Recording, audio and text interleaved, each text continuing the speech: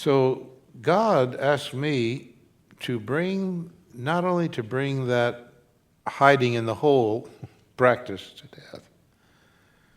It wasn't enough to bring it to death. I had to develop an opposite practice, or I'd fall back into the old, because you got to have some way to operate.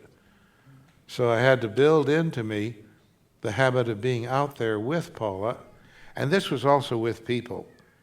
I really had trouble in the pastorate because being prophetic, I would get called off like Elijah would be called away, and then poor old Obadiah is sunk because you're not there. And I could walk down the hall in the church, walk right past my church members and not even see them because I'm solving the world's problems somewhere. They'd feel hurt and rejected. And I had to fight that in me, bring that to death on the cross, cause me to be there for people, Lord. And it wasn't enough to see the bitter practice of retreating in a cave to be safe. That had to die, but I had to build in the new, make myself. A lot of people don't go through the discipline. You got to go through the discipline. I have a question. The principle of cleansing the land, is it the same principle you use for cleansing homes? Good question. And dearer to me as an Indian. It's the same, almost identical. You do healing of memories or healing of history of a land the same way as you do it for people.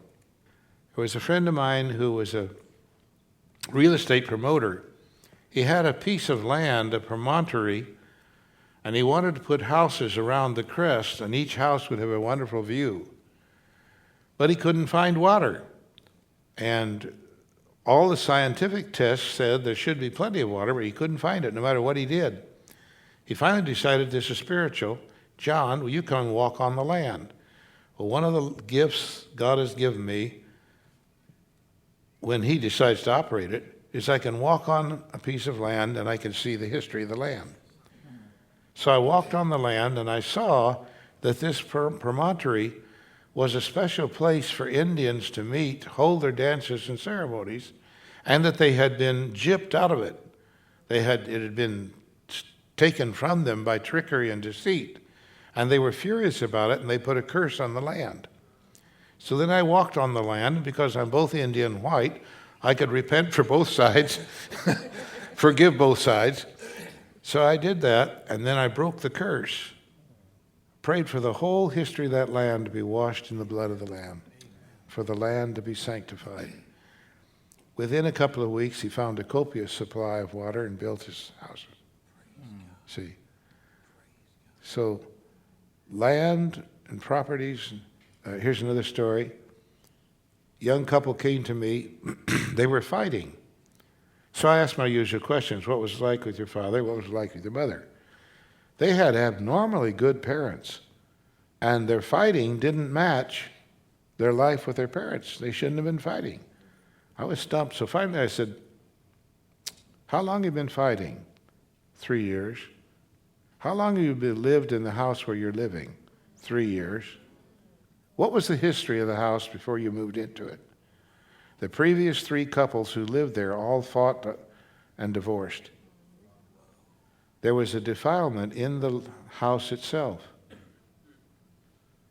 And that gave access to the principality who is called Leviathan.